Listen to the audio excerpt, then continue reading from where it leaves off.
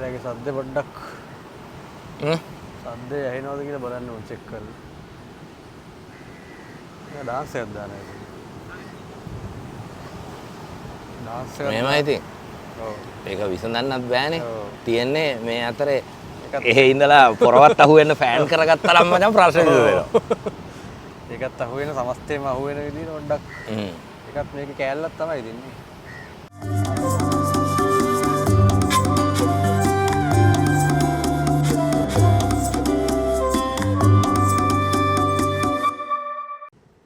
අයියේ ඉතින් ස්ටුඩියෝ එකෙන් එළියට ඇවිල්ලා පොඩ්ඩක් ඉතින් වෙනස් තැනකට ආවා දෙන්නේ. ඒකත් ඉතින් හොඳයි නේද? අසම්පූර්ණ ලස්සන අසම්පූර්ණ සම්පූර්ණත්වය අර එන්ට්‍රොපි ඔව්. නේද?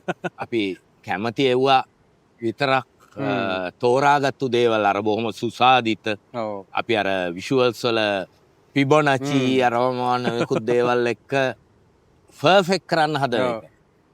ඒත් හැබැයි අර ජීවිතේ හැම එකම නිත්‍ය කරගන්න හදනකොට අනිත්‍ය වෙලා යනවා වගේ. අපේ කැමැත්ත ඉච්ඡාවත් එක්ක අපි දේවල් නවත්තන්න හැදුවට ඉච්ඡාවට අනුව දේවල් පවතින්නේ නැහැනේ. ඉතින් තේරුමක් නැහැ අපි ස්ටුඩියෝ එකක් ඇතුළේ ඒක කරන්න උත්සාහ කරනවා නේද? ස්ටුඩියෝ එකත් ඇතුළේ කරමු ඉතින් මේ වගේ තැනක් කරමු. හරි. මේ කියන්නේ පර්ෆෙක්ට් මිනිස්සු අර පර්ෆෙක්ට් තැනක් මොකක් හරි ගවේෂණය කරන්නේ මොකක් හින්දාද ඔයා හිතන්නේ නිකන් මිනිස්සු කවදාත් පර්ෆෙක්ට් කියලා එකක් දැකලා නැහැනේ අපි කොහෙදවත්. කියන්නේ අපි තුලවත් පර්ෆෙක්ට් ගතියක් දැකලා නැහැ. මේ ලෝකෙවත් පර්ෆෙක්ට් ගතියක් දැකලා නැහැ. පර්ෆෙක්ට් කියලා සංකල්පයක් මිනිස්සු හිතාගෙන ඉන්නවනේ මොකක් හරි හොයාගෙන යනවා. කියන්නේ මෙහෙමයි මිනිස්සු දැන් සතාට ඔය ප්‍රශ්නේ නෑනේ. ඔව් ඔව් ඔව්. පර්ෆෙක්ට් ප්‍රශ්නයක් සතාට නැහැනේ. මිනිසා එකක් ශිෂ්ටාචාරය බිහිවීම. ළඟට මිනිස්සු පරිණාමයේදී මුණ දීපු ගොඩාක් අසම්පූර්ණතා දැන් සතා තෘප්තියෙන් ජීවත් වුණානේ. ඔව් ඔව්. ෂණික එදිනෙදා එවලේ අරමුණු විතරයි. නමුත් අපිව හැම එකකින්ම බාධා කළා. ශිෂ්ටාචාරයේ නුකුත් දේවල් එක්ක. අපිට හඹා යන්න සිද්ධ වුණා. මේ හඹා යාමේදී ඊළඟට අපිට ලෝකය තේරුම් ගන්න පුළුවන් වුණාම මිනිසාගේ මොලේ වර්ධනය නොයෙකුත් දේවල් ඉතින් කියනවනේ ඒකට හේතු වෙච්ච මැජික් මෂ්රූම් කාපු ඉඳයි කියලා කියනවා. කොහොම හරි කියන්නේ අපේ පැවැත්මට ඕනේ අපි කැමති අපිට අදාළ දේවල් අර අනිත් දේවල් තියෙන එක මිනිස්සුන්ට නිකන් අමාරු වුණා නේද? අර වැඩක් නැති දේවල් අපිට තේරුමක් පේන්නේ නැති දේවල්. එතකොට මේක වියවුලක්. අපි ඇත්තටම අපිට තේරුමක් නැති අපිට ඕන නැති ඒවනේ වැඩි හරියක් ලෝකේ තියෙන්නේ. මේ එතකොට අනිත් ඒවා තියෙන්නේ මොකටද? කියන එක හොයාගන්න බැරි වෙනවා. අපි කැමති නැති ඒවා තියෙන්න පුළුවන්ද වගේ සීන් එකකුත් එනවා අර ඉගෝ එකත් එක්ක. භාෂාව රෝම නොයෙකුත් දේවල් එක ඉගෝ එකක් ඩෙවලොප් වෙනවනේ. ඊට පස්සේ ඉතින් මේක මහා වියවුලක්නේ. හැමතැනම දකින්න වියවුලන්නේ කේවොස් එකන්නේ. දැන් අපි හිතමුකෝ අපේ කේවොස් එකක් නේ ඇත්තටම. සාගරය කියන්නේ කේවොස් එකක්. අපිට පර්ෆෙක්ට් රැල්ලක් මොකක්වත් එන්නේ නැහැ. අර සම්පූර්ණ ගතිය ඇතුළේ තමයි ලස්සන තියෙන්නේ. ඔව් ඒකෙදි හැබැයි සාගරය අපි සාගරයට නොයන තාක් අපිට ඒ කේවොස් එක ප්‍රශ්නයක් නැහැනේ. අපිට පිටින් ඉඳලා සුන්දර විදියට පේනවා. මේ හරියට අපි ගෑනු කෙනෙක් හිතමුකෝ.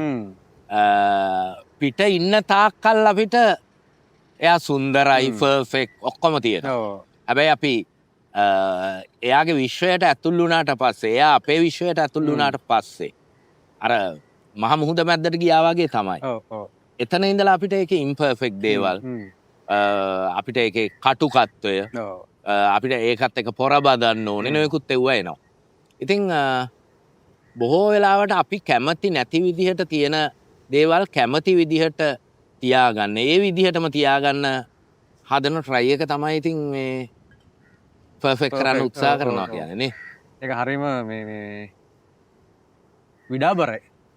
විඩාබරයි. දේවල් අපිට අදාළ නැති ගොඩාක් අතරින් අපිට ඕන එක විතරක් ගන්න පුළුවන් නම් අනිත් ඒවට හිත යන්නේ නැතුව පැටලෙන්නේ නැතුව අදාළ කරගන්න නැතුව ලේසි නේද?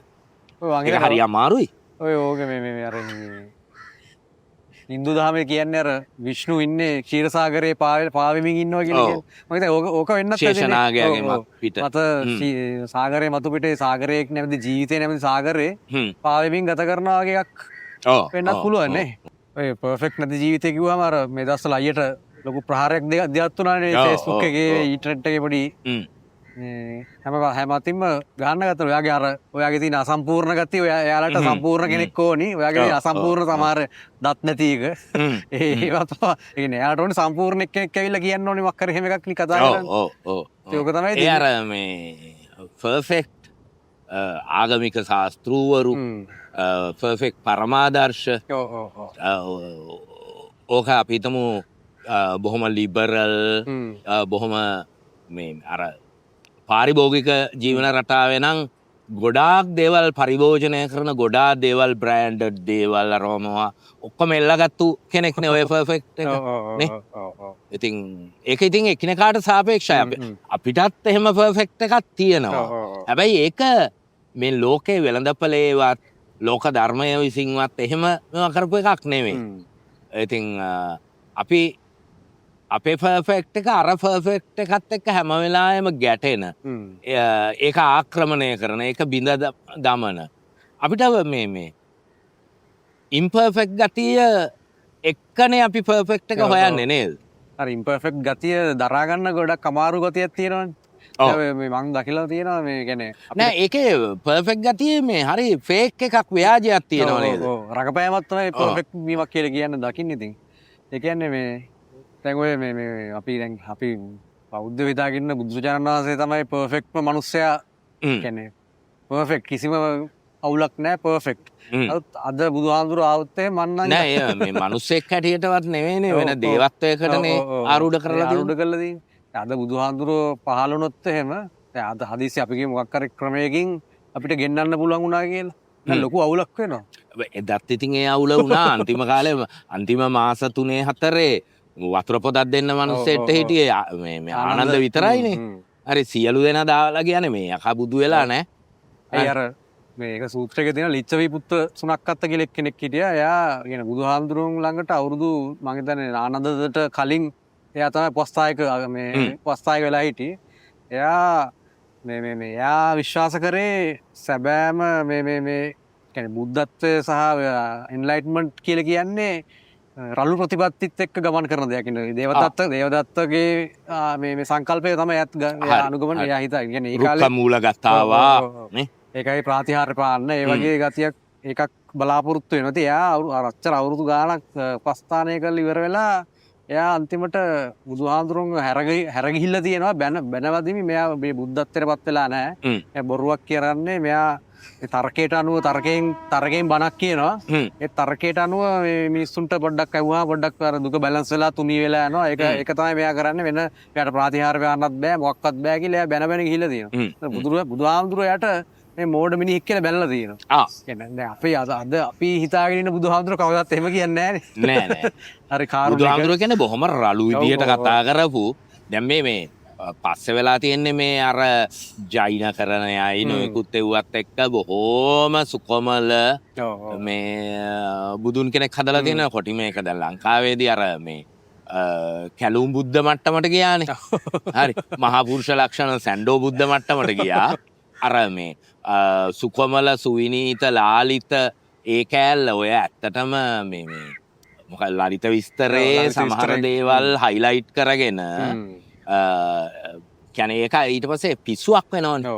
ඔක ඇත්තටම අපි කියන්නේ ඔය මේ අර ඔබ්සෙෂන් කියලා වෙරලා සයිකොලොජි වල මේ කියන්නේ ඔබ්සෙසිව් මේ නියුරෝසිස් කියලානේ ඔබ්සෙෂනල් නියුරෝසිස් කියලානේ කියන්නේ. ඒක ඇත්තටම මානසික රෝගී තත්ත්වයක්. ඒකෙම නැවත ලූප් එක වගේ ගිහිල්ලා අවසානයේ බුදුන් වහන්සේව ඉතින් පත් උනේ කැලුම් බුද්ධ, සැන්ඩෝ බුද්ධ ඒ මට්ටම ගන්නේ. ඊළඟට අර විධාන කරන ස්වරූපය ආවේ ට්‍රැෆික් බුද්ධ වෙලා.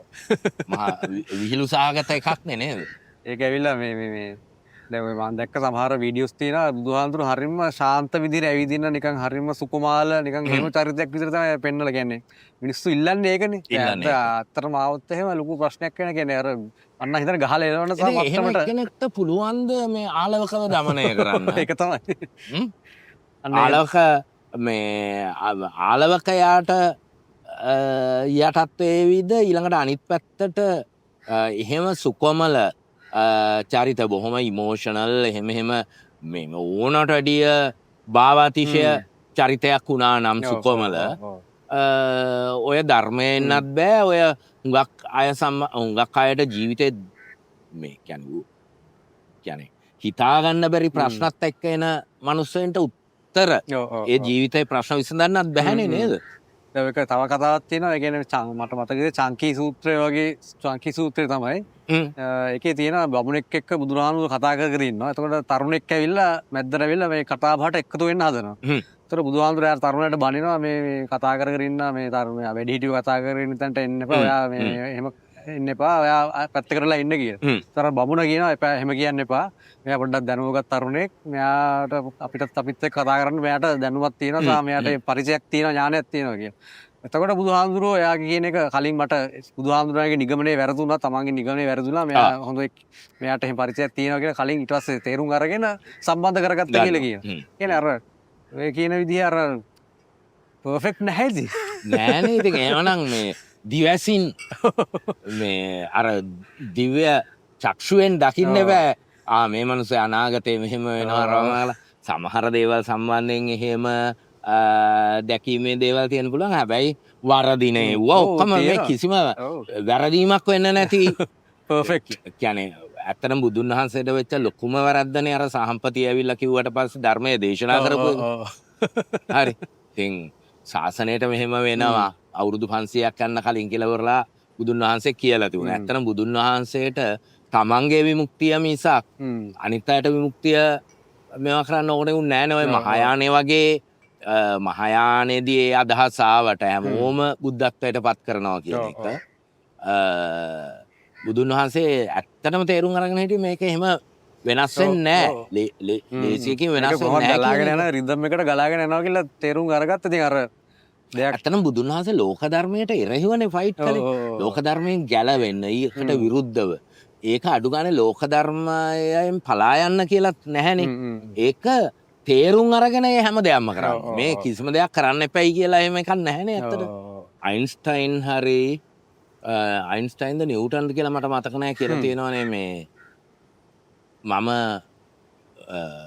කියන්නේ මහා සාගරයේ වෙරළේ සිප්පි කටුව හැඳින ළමයෙක් කියලා. අයින්ස්ටයින් තමයි කියලා. අයින්ස්ටයින් නේද?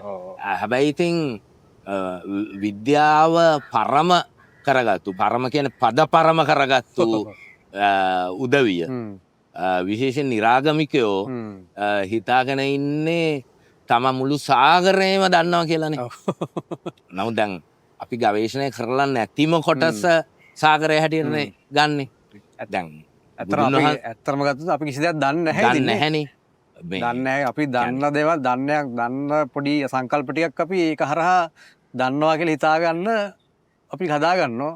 ඒකෙන් අපි දැනගන්න ඕනෙත් ඉතින් අපිට අදාළ යම් දේවල් ටිකක් විතරකුත්නේ ජීවත් වෙන්න නන්නේ. අර මිනිසාගේ තියෙන අර කුක්කුච්චය මේ කුතුහලය හින්දා දේවල් හෙව්වට ඒකෙන් ප්‍රයෝජනවත් වෙනවා. ඒකෙන් තමයි ශිෂ්ටාචාරය ගොඩ නැගෙන්නේ. මිනිස් ස්වභාවය ඒක දැන් බුදුන් වහන්සේත් අර වගේම කියලා තියෙනවානේ මා දෙසූ ධර්මය මේ ඇටේරියා ගහක මේ කොළ මිට වගේ. නමුත් මා නොදෙසූ ධර්මය මේ මුළු කැල වනාන්තරය වගේ කියලා ඉවරලා. ඉතින් අපි උත්සාහ කරන්නේ ඉතින් අපි වටේ තියෙන එක පොඩ්ඩක් ක්ලියර් කරගන්න. ඇත්තටම දැන් ඔක මේ බුදුහාඳුරගෙන් කෙනෙක් අහනවා මේ මම හිතන්නේ මේ වච්චගොත්ත කියන බ්‍රාහ්මණෙක් ඇවිල්ලා අහනවානේ මේ ඔයා සර්වඥය කියලා කියනවා. ඒක ඇත්තද බොරුවක්ද කියලා කියනවා. එතකොට කියනවානේ මම සර්වඥය කියන එක මට අභූතයෙන් කරන චෝදනාවක්. මට ඇවිල්ලා කියන්න පුළුවන් තේවිජ්ජ කියලා කියන්න විතරයි ත්‍රිවිද්‍යාව දන්නවා කියන එක විතරයි මට යොදන්න පුළුවන් කියලා කියනවා.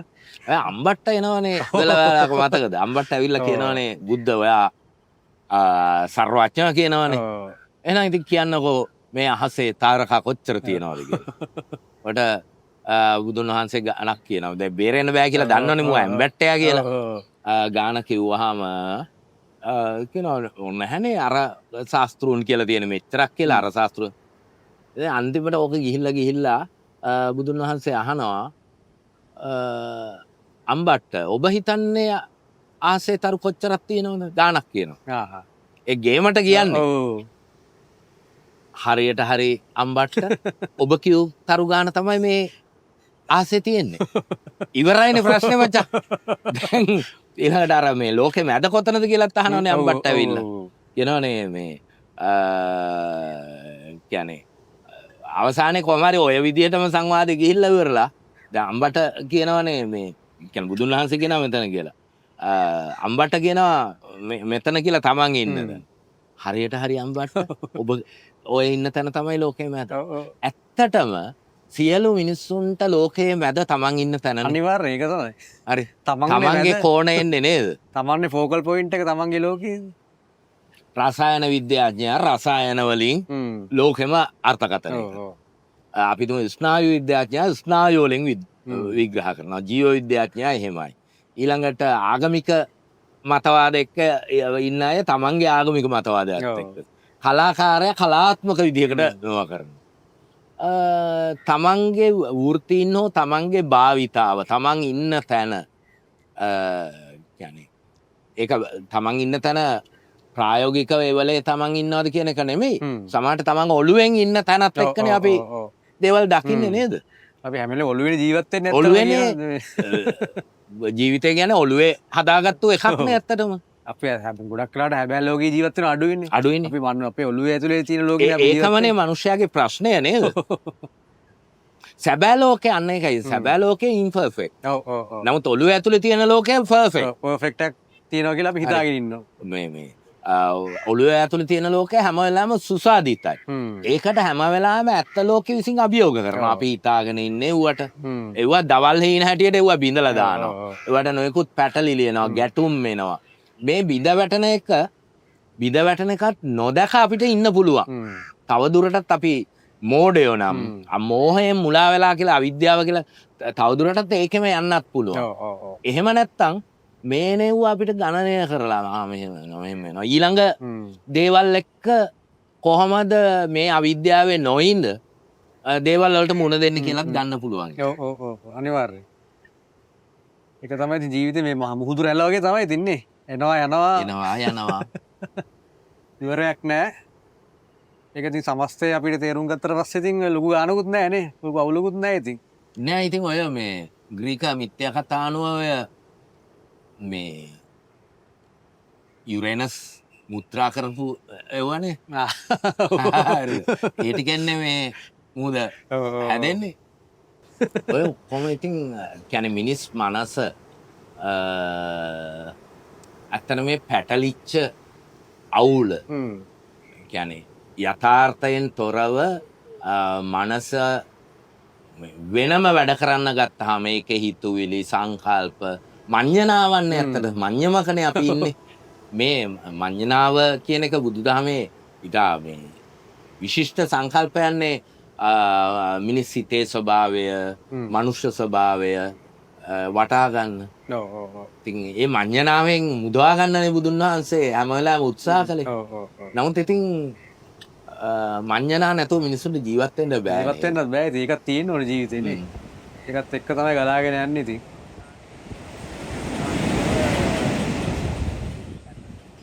අපි හැම වෙලේම අර අපි හිතනනේ අර ජීවිතේ මේ කරදර වලින් ගැලවෙන්නනේ අපි හදන්නේ. ඒ කියන්නේ කරදර වලින් අපි කරදර වලට කරදර කියන්නේ අපිට බාධාවක් කියලා අපි හිතාගෙන ඉන්නේ හැම වෙලේම. ඒ ජීවිතේ කරදර කියන එකත් ඉතින් මේ කරදර නැත්තම් ජීවිතේ කරදර හැටියට එව්වා අපි ගන්න එකෙන් නේද අවුල තියෙන්නේ. අපි මේ අර පර්ෆෙක්ට් පරම සුඛයක්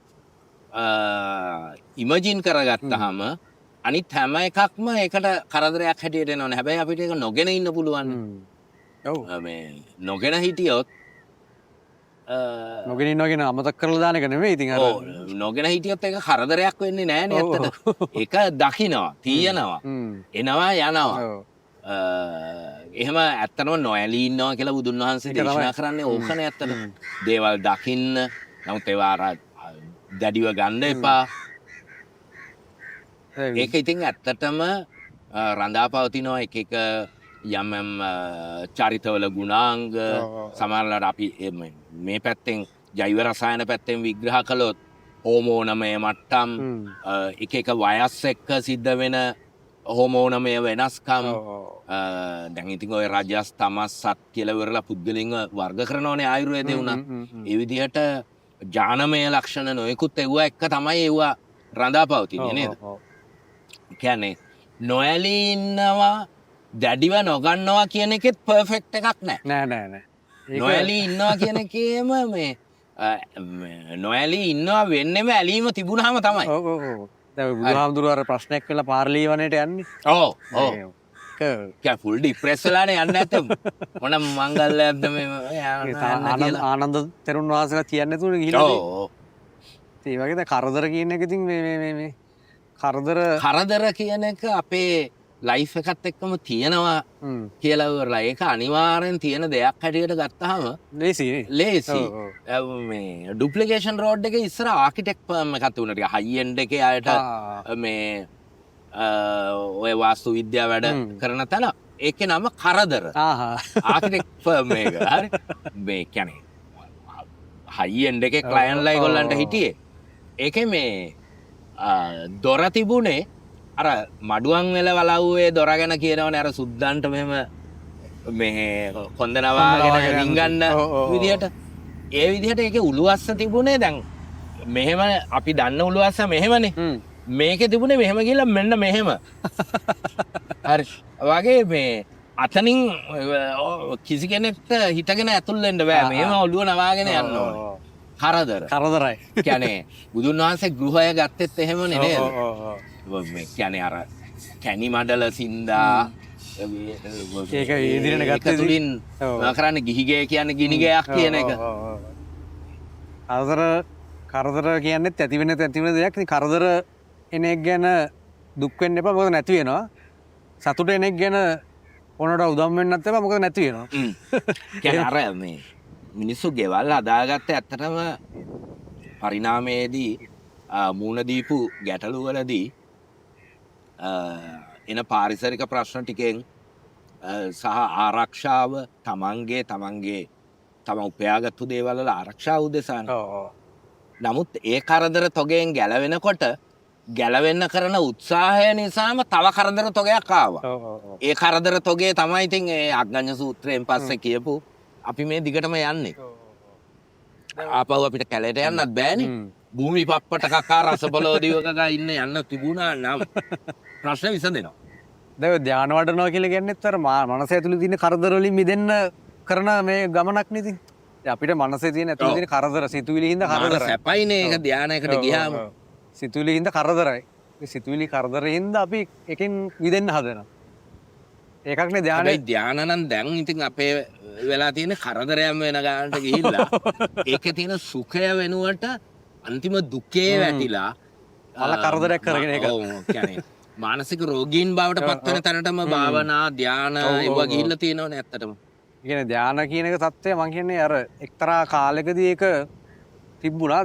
දැන් තියෙන தත්ත්වෙත් එක්ක දැන් අපි මනුෂ්‍ය පරිණාමණය වෙලා ඒ தත්ත්වය අපිට දැන් මේ අර S2 පියාගෙන මෙහෙම භාවනා කරන කිරීම තුලින් වඩා මේ සැබෑ ලෝකයේ තුලින් මම කියන්න පුළුවන් ඒක ඒ කලින් ධානමය தත්ත්වය ඒ අත්විඳ ධානමය தත්ත්වය නැවත අපිට මේ සිතුවිලි සහිත මේ කරදර ඉම්පර්ෆෙක්ට් ලෝකයේ තුල අත්විඳින්න පුළුවන් කියන්නේ. ඔව් ඇත්තටම ධානය කියන එක මේක තුල වඩන්න පුළුවන්කම තියෙන්න ඕනේ නේද? කියන්නේ මේ ජීවිතේම සිහිනයක් හැටියට දකිමින්. මේ එළියේ තියෙන එකම මේ හැබෑව කියලා අපි හිතාගෙන ඉන්න එකම සිහිනයක් හැටියට දකිමින් ඒකම ධානගත වෙමින් එහෙම මිසක් ඉතින් කැලේට ගිහිල්ලා සද්ද නැති හරි වලට ගිහිල්ලා ඉතින් ඒක හොඳයි. ඉතින් අර මේ කියන්නේ දේවල් වලට මුහුණ දෙන්න බැරි ජීවිතයේ අත්දැකීම් නැති එහෙම ආත්ම වලට හොඳයි. ඒ අර ඉතින් තේරුමක් නැහැ. තේරුමක් නැහැ. දැන් අපි ඉස්සරහින් යනවා කෝච්චියක් යනවා ඉතින් දැන් මේ කෝච්චිය පුරවලා යනවනේ මිනිස්සු. මේ මිනිසුන්ගේ ඔළුවල තියෙන කරදර ටික හිතන්නකෝ. හරි. කරදරත් එක්කනේ යන්නේ දැන්. කිසිම සත්ව වර්ගයක සත්වයින්ට නැති කරදර ටිකක් ඔළුවේ තියාගෙන හීන ගොඩක්, මෝහයන් ගොඩක්. පොඩි කියලාද දැන් ඔය මිනිස්සු ඔක්කොම එක්ක අපිට ඒගොල්ලන්ගේ කතාව අහන්න පුළුවන් වුණොත්. හිතා ගන්න බෑනේ ඇත්තටම. ඇත්තටම මේ ඔළුව ඇතුලේ ඔක්කොම තියෙන ඔළුව ඇතුලේ තමයි තින්නේ. ඔළුව ඇතුලේ තියෙන ටිකක් අපි ඇත්ත කියලා හිතාගෙන අපි යනවා ඉතින්. මේ ඒකත් එක්ක අර මේ දැන් මං කලින් කිව්වා අර මේ දැන් ධාන කතාවේ දැන් ධාන ඔය ඔයා ධාන වඩලා තියෙනවද? ධාන වඩලා තියෙනවා. නමුත් කියන්නේ දීර්ඝව කියන එක නෙමෙයි. ධානය කියන එකට විනාඩි 5ක් ඇතිනේ. ඔව් ඇති. හරි. ඒ ඔක්කොම ප්‍රැක්ටිස් කරලා තියෙනවා. ඒ කියන්නේ මාර සැපයිනේ. සැපයි. සැපුණොත් නැති වෙනවනේ. නැති වෙනවා. ඒකට ඒ ඇති වෙන නැති වෙන තැන නෙමෙයි. බුදුහන්සේටත් ධාන නැති වුණානේ එක වතාවක මේ උණක් ගැනිලා. ඔව්. ඒක මාර ඇත්ත. අසනීපයක් ඇවිල්ලා ඒ වගේ දේවල් වලින් අර ඇත්තටම අර කබල්ලික ආහාර වලින් යැපෙන මේ ආනමය කෝෂය ඇතුළේනේ ඔක්කොම තියෙන ප්‍රාණමය කෝෂයට යනතෙක් ඒකෙදි ඉතින් බාධා කරනවා බාහිරය නේද? කියන්නේ ඒ ඇති වෙන නැති වෙන තැන නෙමෙයි ඇත්ත සත්‍ය කියන්නේ ඇත්ත නිවීම තියෙන්නේ ඒ දෙකම මැද්දේ කියලා මන්නම් කියන්නේ. ඒ කියන්නේ දෙයක් ඇති වෙන සැනසීමක් මට හිතෙන්නේ නිවීමයි දැල්වීමයි දෙකම එකට තියෙන්නේ. ඔව් ඒක තමයි. ඒක තමයි. ඒ කියන්නේ දෙයක් ඇති වෙනවා නම් නැති වෙන දෙක ඇති වෙන නැති වෙන ස්වභාවයක් තියෙනවනේ ඒ දෙක ඇත්තන ඒක ඇත්ත ස්වභාවය නෙමෙයි. ඒ දෙකෙන් ඒ දෙකම දරාගෙන සිටින ඒ සැනසීම තමයි එකම සැනසීම කියලා. අපි ඔක වටහා ගත්තයි කියලා අපිට ජීවිතේ මූණ දෙන්න වෙන දේවල් කියලා වරලා කියන්නේ ඒවා මේ කර්මය හෝ දෛවය හෝ ප්ලෑන් කළා හෝ නැත්තම් හේතුඵලවාදීව අපේම ක්‍රියාවන් නිසා වෙන දේවල් හෝ සමාජාර්ථික වටපිටාව නැත්තම් අහම්බ නිසා වෙන දේවල් හරි කොහොමදත් වෙනවනේ. වෙනවා අනිවාර්යයෙන් ඔක්කොම වෙනවා. අපිට පුළුවන් ඒක ගැන සිහියෙන් ඉන්න එක විතරයිනේ. සිහියෙන් ඉන්න එක එක්කෝ සිද්ධ වෙන දෙයට කාලයෙන් යම් පොඩ්ඩක් පරතරයක් තියන පිටිපස්සෙන් ඉඳලා හෝ නැත්නම් ඉස්සරහෙන් ඉඳලා කලින් දැකලා ඒ කලින් දකින්න තත්ත්වයට ආවම නිකන් අර අනාවැකි කියන වගේ පුරවකතන වගේ එකක් එනවා. පස්සෙන් වුණාම අපි එකත් එක්ක ඒ වේගෙන් යන්නේ නැහැ. දෙකෙන්ම ප්‍රශ්න විසඳෙනවා. ඒ කියන්නේ මේ දැන් අපිට දේවල් සිද්ධ වෙන එක කොහොමත් මං හිතන්නේ ප්‍රෝග්‍රෑම් වෙලා තියෙනවා. ඒ අපි හිතට දැන් මොකක් හරි කරදරයක් තියෙනවා හෝ නැත අපි හිතමුකෝ. ඔව් මොකක් හරි අපිට දැනෙන්නේ මොකක් හරි විදිහකටනේ දැන්. කොහොම වුණත් මොකද සිද්ධ වෙනවනේ මොකක් හරි වෙලා. ඒ සිද්ධ වෙන දේ අපේ ඒක හින්දා අපේ ඇතුළට දැනෙන දේ. මොකක් හරි සිතුවිලි දුකක් හරි මොකක් හරි දැනෙනවනේ අපිට. ඒ සියල්ලම මං කියන්නේ ඒක නවත්තන්න ඕනේ නැහැ. දැන් දුකක් දැනෙනවා නම් දුක දැනෙනවා. ඔව්. ඒක මං හිතන්නේ මේක පොත්ත තේරුම් ගන්න. මෙහෙමයි දුක අල්ලාගෙන ඉවර අන්න ඒක. කර ගහගෙන දුක දැනුණා. ඒක වින්දා. දුක කියන්නේ විඳීමක් නේ ජීවිතේ. ඒක රසයක් නේ. හරි. ඒක විඳින්න ඕනේ. ඒක පලා ගිල්ල හරියන්නේ නැහැ. නැහැනේ. හරි. වැඩේ තියෙන්නේ අර මේ ඊට පස්සේ දුක වෙනම අපි හොදි හදලා ටෙම්පරාදු කරලා බැද්දලා මැල්ලුන් එලා සම්බෝල හදලා දුක වළඳන්න ගන්නවනේ මචං අපි ජීවිත කාලෙම. ඔතනයි ප්‍රශ්නේ තියෙන්නේ. දුක වළඳන එකේ සොමිය තියෙනවා නම් ඒක කලාට කමක් නැහැ. ඒක සොමිනා. ඒකෙන් තමන්ව කඩාගෙන යනවා කළා වැඩක් නැහැ. වැඩක් නැහැ. හරි. ඒක තමන්ව හා තමන් එක්ක බැඳිච්ච අය අනිත් අය තමන්ගේ කියන්නේ අපි හැමෝටම එදිනෙදා කටයුතු තියෙනවනේ මිනිස්සු ජීවිතය උදෙසා නැත්නම් ඉතින් මේ අපි හිතමුකෝ ෆැසිව් ඉන්කම් එකක් එනවා අර පොල් වතු තියෙනවා නැත්නම් ඔය මේ කොහෙන් හරි ආධාරයක් එනවා මොනවා හරි විදිහකට යන්න පුළුවන් නම් විසඳෙනවා කියලා අපි හිතනවනේ සල්ලි එනවනම් නමුත් මේ ඒ ටික එනකොටත් ආයි කරදර ටිකක් තියෙනවා අර මේ මීයාගේ ප්‍රශ්න විසඳ ගන්න පූසා ගෙනල්ලා පූසා ඒ වගේ කේස් එකක් නේ අත්තට. ඒකට හරි ලස්සනයි තින්නේ එහෙම තියෙන ගලාගෙන යන ජීවිතේ තින්නේ. ලස්සන වුණත් කැත වුණත් ඕකනේ බං ජීවිතේ. ඈ නෑ අපි දැන් ෆිල්ම් එකක් ගත්තොත් එහෙම අපි නිකන් හැම කිසි ප්‍රශ්නයක් නැති ෆිල්ම් එකක් බලන්න යන්නේ නෑ. මොකක් හරි අවුලක් තියෙන ගන්න බලන්න යන්නේ. ඔව්. ඉතින් ප්‍රශ්නයක් තියෙන එකක් අපි බලන්න කාටුන් එකක් බලමුකෝ. කාටුන් අපි හරි ආසයිනේ. හරි කාටුන් එකත් යන්න බෑනේ බං ප්‍රශ්න නැත්තම් නේද? මොකක් හරි අපි ගැටුම් නැත්තම් කාගේ හරි ප්‍රශ්නයක් අපි විඳිනවනේ ඒ කියන්නේ. විඳිනවා. ඒක අපිට වුණා වගේ අපි විඳිනවා. ඔන්න ඕක තමයි වැඩේ තියෙන්නේ. දැන් කලාවේදී අපි කරන්නේ අනුන්ගේ එකක් අපිට වුණා වගේ අපේ කරගෙන අපි විඳිනවනේ. දැන් වෙලා තියෙන හැබැයි මිනිස්සුන්ට තමන්ගේ ජීවිතය සම්බන්ධයෙන් ඕක කරගන්න බැරි වෙලා තියෙනවා. දැවකට මාකස් යුරෙලිස් සර රෝම එයා කියල දිනවා එයා රෑ කවුර හීනයක් දැක්කාම රෑ හීනෙන් අවදිුණට පස්සේ එයා දැනගන්න ඕනේ හීනයක් ඒ වගේම දේ දකින ජීවිතත් ඒ දැක්ක හීනේ වගේම විදින්න කියලා කිය තොර ප්‍රශ්නයක් වෙන්න ඇකිල්ල කියන කලින් හීර හීනෙක් දැක්කම හීනයක් දැක්කා කියලා දැනගත්තාම අවුලන්නෑන එකන දැන් මේ දැන් දකින එක තීනයක් කියලේ හිතා ගන්න කියලක තොර ලේසි කියල ගැන ජීවිතේ ඔහුත එම අපි දකිනත් ෆිල්ම්යක් වගෙන මේ ගත කරන ජීවිතයනේ දැන් සමහරලාට ජීවිතවල අපි මේ ගෙවන්නේ ඒ සිහිනය දකින මොහොතද දන්නෙත් නෑනේ චව්ෝ ඇහැරෙන එකද දන්නෙත් නෑනේ ඔය මරණය කියලවරලා කියන්නේ එක දන්න එතනින් එහාට මුකුත් අපි දන්නේ නැහැ නේ බා. දැනගත්තා තාපහුව ඇවිල්ලා කියන්නේ ප්‍රත්‍යක්ෂ කරගත්තා.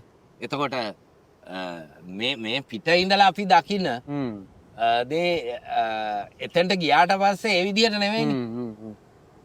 නේ එතෙන්ට ගියාට පස්සේ අපිට මේකේ ඉඳලා ඉවරලා විඳින්න බෑනේ. ඒකේ නේ අපි ඉන්නේ ට්‍රැප් එකක් නෙවෙයි. සිතුවිලි ජංජාලයක් තමයි දින්නේ.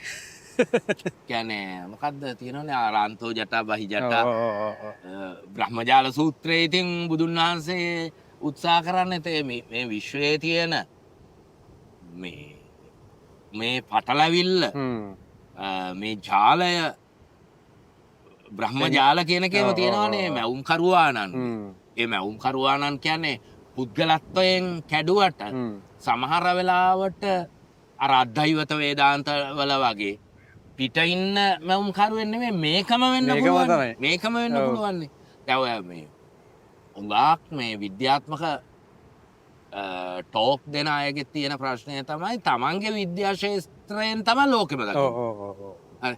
එකෙක් තර්ක කරනවා මේ ස්නායු නැත්නම් බ්‍රේන් එකේ හાર્ඩ්වයරින් ස්නායුක විවිධත්වය නියුරෝප්ලාස්ටිසිටි මේ ටිකෙන් තමයි මුළු ලෝකෙම දකින්නේ. තව එකෙක් කෙමිකල්ස් වලින් දැන් ඊයේ පෙරේදා හොයාගත්තා මෙතෙක් මානසික ප්‍රතිකාර සියල්ල සම්බන්ධයෙන් වැරදි පාත් එකක ලෝකෙම ගිහිල්ලා තියෙන්නේ කියලා.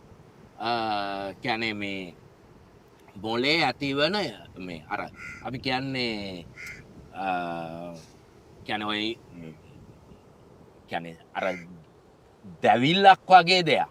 හරි. ඒක යම් විස බීජයක් නිසා ඇතිවන තත්ත්වයක්. ඒක නිසා තමයි මේ සියලුම මානසික රෝග ඇති වෙන්නේ. අපි ප්‍රතිකාර කරලා තියෙන මෙතෙක් ලක්ෂණ වලට.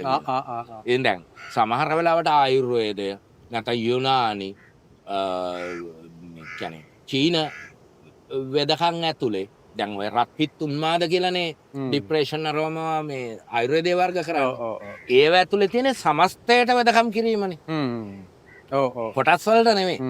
ලක්ෂණ වලට නෙමෙයි. දැන් බටහිර වෛද්‍ය ඔක්කොම ලක්ෂණ වලටනේ කරන්නේ ඉතින් ඔක්කොම. ඉතින් වැඩේ වෙලා තියෙන්නේ දැන් ඕකම තව කෙනෙක් ක්වොන්ටම් වලින් දකින්න පුළුවන් මේ සියල්ල. මේ ක්වොන්ටම් එකේ ප්‍රශ්නයක් තමයි මේ නැත්තම් අපි මේ එන්ට්‍රොපියේ එක අවස්ථාවකදී සිද්ධ වෙන දේවල් තමයි මේ. සමහරට කලියුගය නැත්තම් යුරේනස් චක්‍රය කියලා කියන්නේ ඒ එන්ට්‍රොපියේම එක අවස්ථාවක් වෙන්න පුළුවන්. ඒකම වෙන්න පුළුවන් සමහරට අපි තුමු සමාජ පරිවර්තන සමාජ විකාශනය කියලා දකින්න. හැබැයි අපි පොළවේ පස් කනවා අපි දකින එක අපේ දිට්ටිය අල්ලගෙන මේක තමයි හරි. හරි. විඥානයේද භෞතිකය. විඥානයේ භෞතිකය කියලා දෙකක් නැහැ. එකට තියෙන්නේ. ඒක තමයි අර තමන්ගේ දෘෂ්ටිය මොකක් වුණත් ඒක අල්ලගත්ත තැනම මිත්‍යා ඒක තමයි බුදුහාමුදුරු මිත්‍යා දෘෂ්ටි කියලා කියන්නේ ඒකට තමයි. ඔව්. ඕකේ මූලික කොයිකද කියන එකේදී සියල්ල මූලිකයි.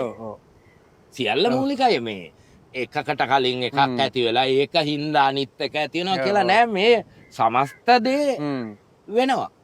ඒක නිර්මාපකෙක් ඇත කියලා අල්ල ගන්නවා. නිර්මාපකෙක් නැත කියලා අල්ල ගන්නවා. දැන් බුදුහාමුදුරුවෝ කියන්නේ ඔය ඇත නැත දෙකම මැද්දේ තමයි සම්මාදිට්ඨිය. සමහර ප්‍රශ්න දැන් අපේ කැකිලාවේ හාමුදුරුවෝ මේ ටිකේ දිගටම මේ පුනරුත්පත්තිය ගැන කූගෝරියක් දාන තියෙනවානේ.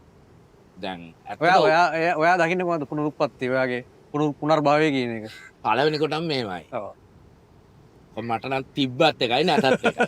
තිබ්බත් එකයි නැතත් එකයි. මොන හුත්තක් වුණාම මොකද කියන එක තමයි මගේ එක. හරි.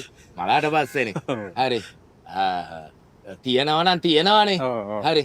නමුත් ඔය ගේන තාර්කික එක තියෙනවනේ අපි ඇත්තටම දැන් සුදස්සන හාමුදුරුවෝ වුණත් ගේන්නේ කවුරුගේ නැත්නම් බර්ටන් රසල්ගෙන් ආපු හේතුවාදය සහ මේ අර එක්තරා ආකාරයකට යාන්ත්‍රික භෞතික විද්‍යාත්මක මේවත් එකනේ. ඒක තාර්කිකව එකෙන් බැලුවාම හරි වගේ පේනවා. හරි.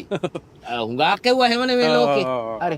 දැන් අනිත් පැත්තෙන් බිහි වෙලා තියෙනවනේ දැන් මේ ක්වොන්ටම් බයියෝ ටිකක් බිහි වෙලා තියෙනවා. හරි. ඔය නලින්ද සිල්වාගේ ක්වොන්ටම් වාදය වැරදියට අල්ලාගත්තු ඒක පදපරම කරගත්තු විශේෂයෙන්ම පේරාදෙණිය සහ කටුබැද්දේ අවුට් වෙච්ච ඉංජිනේරුවෝ ටික. මේගොල්ලෝ බුදු දහමේ වුවයි ඊළඟට දැන් වෙනකොට මහින්ද පතිරණත් කරලා දුන්න ක්වොන්ටම් එන්ටැන්ගල්මන්ට් ගැන. දැන් ඒව එකක්ම නැහැ කියන්නේ. කියන්නේ මට ඕක වැදගත් මෙහෙමනේ මම ලේඛකයනේ මම ආටිස්ට්නේ. මගේ ෆැන්ටසියට ඔව්වා සියල්ල මරු. සියල්ලම ක්වොන්ටම් එන්ටැන්ගල්ම එතකොට මට ආකර්ෂණ නීතිය ට්වින් ෆ්ලේම් ඔක්කොම මරු. කලාත්මක මගේම ආත්මීය එකනේ මට වැදගත්. මට යථාර්ථය ඕනේ නැහැ. යථාර්ථය මට පාර පනිනකොට එදිනෙදා ආර්ථික ප්‍රශ්න එදිනෙදා ජීවිතේට තිබුණාම ඇති. මට මේ අර මාර සෞන්දර්යාත්මකයි. සෞන්දර්යාත්මකයිනේ. හරි. මේ මම ඉන්නේ ඒකේ. මම කරන්නේ මේ ආත්මීය ෆැන්ටසිය සාධාරණ කරන දේවල් දර්ශනයෙන් හරි විද්‍යාවෙන් හරි කියන එක. දර්ශනය වුණු විද්‍යාව වෙන උන් එක බලාගත්තා. මේ දැන් එතකොට අපි මේ ක්වොන්ටම් බයියන්ගේ කේස් එක තමයි ඒ ක්වොන්ටම් බයියෝ කියන්නේ හරි මේ විශේෂයෙන් ඔය ඉංජිනේරු සෙට් එක හරි වනප්‍රසාදිත. මේ කියන්නේ ලංකාවේ ඉන්නෙත් නෑ වැඩි. ලංකාවේ ඉන්නෙත් නෑනේ වැඩි එයාලා. නෑනේ. හරි මේ ක්වොන්ටම් බයියෝ ගැන මට තියෙන ලොකුම රීඩින් එක තමයි ඩුවල් ස්ලිට් එක්ස්පෙරිමන්ට්. ක්වොන්ටම් බයියෝ මාර ජාතිකවාදී මාර රට හදන පුකේ කතා තියෙන්නේ. හැබැයි ඉතා දැවන්ත වරප්‍රසාදිත දේවල් එක්ක දැවන්ත වැටුප් ගන්නවා. හැබැයි කවදාවත් කම්කරුවන්ගේ අරගලයකට හෝ තමන්ගේ ආයතනය මං කියන ආයතන වාට තේරෙන්න ඕනේනේ. ක්වොන්ටම් බයියෝ ටික අරක් ගත්තු ආයතන ලංකාවේ මුළු මහත් ජනකායටම බලපාන එව්වා. ඒව ඇතුලේ එව්වා වෙන රටවල් වලට ගිවිසුම් ගහලා මේ දෙන එක හරි ඊටාම මේ අතයට ඩීල් වලින් රටට පාඩුවෙන් මේවා කරද්දී ඕන් කතා කළේ නෑනේ. ඕන් කවදාවත් වෘත්ති අරගලයක වෘත්ති අරගල කරන්නේ නෑ නෝ ඉංජිනේරුවෝ සෙට් එක. මොකද ඕන්නේ නෑ. උන් එච්චර වරප්‍රසාදිත. උන් මේ ජාතිකවාදයේ මොකද්ද පරියටයක් මේක හොයන්න හදනවා. හැබැයි උන්ගේ ළමයි තනිකරම ඉන්නේ වෙන රටවල් වල උන්ට සිංහලත් බෑ. හරි. වෙන කතාවද ඒක එක්ක කිසි ගැටලුවක් නැහැ. කවුරු හරි මේ රට දාලා යනවා නම් තමන්ගේ හැකියාවන් වලට මොකද මේ රටේ තමන්ගේ වෘත්තීන් වලට හෝ වෘත්තීන් වලට නෙමෙයි මේ සමහර ගත්තොත් මේ ජීවිතයේ තරුණ අවදියේ නවයවුන් අවදියේ තමන්ගේ ජීවිතේ මොනවා හරි විෂයක් එක්ක හෝ වෙනත් ජීවිතය ගැන පරමාදර්ශයන් එක්ක එකක්වත් මෙහෙම සාක්ෂාත් කරගන්න බෑනේ. දැවන්ත පන්ති සංක්‍රමණයක් ඕනේනේ. ඒක කිසිම ගැටලුවක් නැහැ. මොකද මේ රටවල් ඇතුලේ මිනිස්සු ඉන්න ඕනේ. එහෙම කතන්දරයක් මම නම් එහෙම හිතන්නේ නැහැ. නිකන් මේ අර පියදාස සිරිසෙන්ලා කාලේ ගොම්බයිලා එව්වා. කියන්නේ මම අර ධර්මපාලය කාලේ. ඒක නෙමේ ප්‍රශ්නේ. හැබැයි දැන් අර මහා ක්වොන්ටම් බයියා මැරුණෙත් ඇමරිකාවෙන්. මිනිහාවෙත් නැහැනේ මෙහෙට. දැන් වැඩේ තියෙන්නේ මේ ක්වොන්ටම් බයියන්ට දැන් ක්වොන්ටම් බයියෝ ටික මචං ජාතිවාදය අතහැරලා තියෙනවා. මොකද දෙමළ ප්‍රශ්න ඉවරයිනේ. දැන් ඔය මුස්ලිම් ප්‍රශ්නයට වුණත් ඔය ගෝටත් එක්ක ගිහිල්ලා ඉවරලා ක්වොන්ටම් බයියෝ ටික නාගත්තනේ. එතකොට මේගොල්ලෝ දැන් එව්වට අත දාන්න නැති වුණාට දැන් මේගොල්ලෝ ක්වොන්ටම් බයියෝගේ අලුත්ම මේක තමයි ක්වොන්ටම් වාදය ඔස්සේ තහවුරු කෙරෙන නැත්තම් නොබෙල් ත්‍යාගය ලබන සියලු ප්‍රවාද ගෙනල්ලා මේ බුදු දහමට ගැට ගන්නවා. ඒක හීනමානයක් නේ. වෙන හීනමානයක්. හරි බුදු දහමයි විද්‍යාව කියන පද්ධති දෙකක්. ඒක අපි කියන්නේ පැරලැක්ස් විදියට අසම්පාතික විදියට අපි සංසන්දනය කරන එක අර විෂයාන්තර දේවල්. ඒක දැනුම ලබා ගැනීම එක ආකාරය. හැබැයි මේකමයි කියලා. හරි. ඕක මේ බුද්ධාගම වෙනුවෙනුත් කරනවා විද්‍යාව වෙනුවෙනුත් කරනවා. ඔය දෙකේම එක්තරා ක්වොන්ටම් බයෝ ටිකක් තමයි ඉන්නේ. ඒක තියෙන්නේ අර බුදුදහම අපේ කරගෙන ඉන්නේ අනන්‍යතා අර්බුදයක් එතන තියෙන්නේ මං හිතන්නේ. බුදුදහම ඊගෝ එකක් කරගෙන කියන්නේ ඒක දහමන්නේ ඉතින්. ස්වභාව ධර්මය අයිති කරගන්න බෑ වගේම බුදුදහමත් අයිති කරගන්න බෑනේ. හරි. ස්වභාව ධර්මයට අර්ථකථන දීලා ඉවර කරන්න බෑනේ. ස්වභාව ධර්මය හොයාගෙන ඉවර කරන්න බෑනේ. දැන් මම දකින්නේ බුදුදහම ස්වභාව ධර්මය වගේම මිනිස් චින්තනය විසින් ගොඩනගපු ඒ වගේ අසහාය පද්ධතියක්. දැන් ඔයා කකිරාවේ හාමුදුරන්ට එහෙම ගහන විදිය දැක්කම අර කියන්නේ ඔච්චර දැන් කකිරාවේ හාමුදුරන්ගේ තියෙන හොඳේ තමයි අර බයිෝ ටික ඉන්නවනේ බයි බුද්ධාගම ඒකට කැකිරාවේ හාමුදුරුවෝ අර නිකන් බැකෝ එකක් අරගෙන අර ගෝල් ෆේස් එකේ අර කොල්ලෙක් ගියේ ඒ වගේ වැඩක් කරනවා. ඒකට මම සපෝට්. හැබැයි දාර්ශනික තලවලදී පොඩි වෙනස් අපි මට කියන්නේ ප්‍රඥා මාර්ගය කරලා අපි දෙන්න කතා කරලා තියෙනවා. එහෙම ගැටලු තියෙනවා. උන්වහන්සේ කියන්නේ මටත් තියෙන විවිධාකාර දැක්මන් තියෙනවා. පුනර්භවය හෝ ආත්මයන් පිළිබඳ ගැටලු මරණය පිළිබඳ මේවා මගේ ජීවිතේ යම් දේවල් සමහර දේවල් වලදී ඒ තියනවා කියන එක මට කියන්නේ මේ අර භෞතිකවාදී තාවුරු කරන්න බැරි වුණාට යම් පෞද්ගලික අත්දැකීම් ඇතුළතදී මට තාවුරු වෙච්ච ඒවා තියෙනවා. භෞතිකවාදී තර්ක වලින් කියන්න බෑනේ ඒවා. බෑ. හැබැයි ඒ පුද්ගලික දේ මම න්‍යායකට නගලා දර්ශනයකට ගෙනල්ලා නැත්තම් ප්‍රවාදයක් බවට පත් කරන්නේ නැහැ. ඒක මම කලාකෘතියක් ඇතුළේ විග්‍රහ කරන එකයි මගේ පුද්ගලික අවකාශය. ඉතින් ඇත්තටම මේ ආත්මීය දේවල් දන්නේ සමහර ලාවට දැන් මම ක්වොන්ටම් බයියන්ගේ ප්‍රශ්නයන් දකින්න ওই දෙවිඩිකම් මොකක්ද කියන එක මෙහෙන් පුල් ජාතිකවාදී මෙහෙන් අනිත් පැත්තෙන්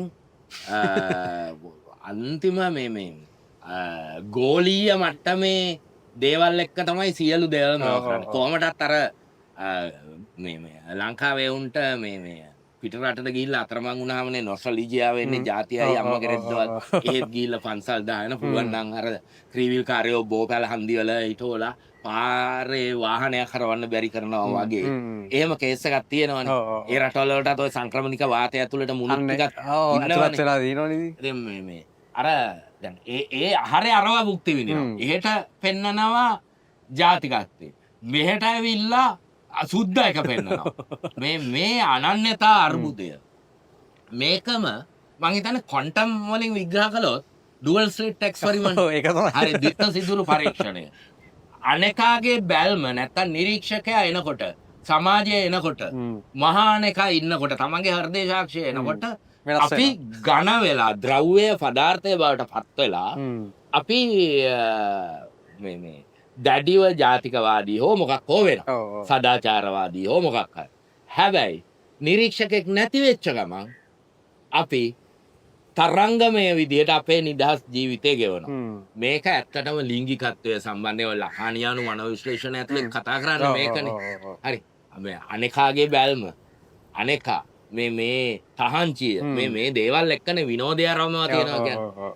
ඉතින් ක්වොන්ටම් බයියන්ගේ විනෝදය ඕක තමයි ඉතින්නේ. ඩුවල් ස්ලිට් එක ගානට ක්වොන්ටම් බයියන්ට ඇප්ලයි කරන්න පුළුවන්. ඒ කියන්නේ එයාලට අර ඔක ඇත්තම අනන්‍යතා අර්බුදයක් කියලා කියන්නේ අනේකා නැත්තම් එයාලගේ මේ ජාතිකත්වය නැති වෙනවනේ. නැති වෙනවා. කියන්නේ අනේකා අනෙක් මුස්ලිම් හෝ දෙමළ හෝ මොකක් හෝ අනෙක් ජාතියක් තිබ්බේ නැතුනොත් එයාලගේ ජාතිවාදී බිඳිනවා ඇති. එයාගේ තනිකර ඒක මේ සියලු සංස්කෘතීන් වල ඔහොම තමයි. නමුත් වැඩේ තියෙන්නේ මේ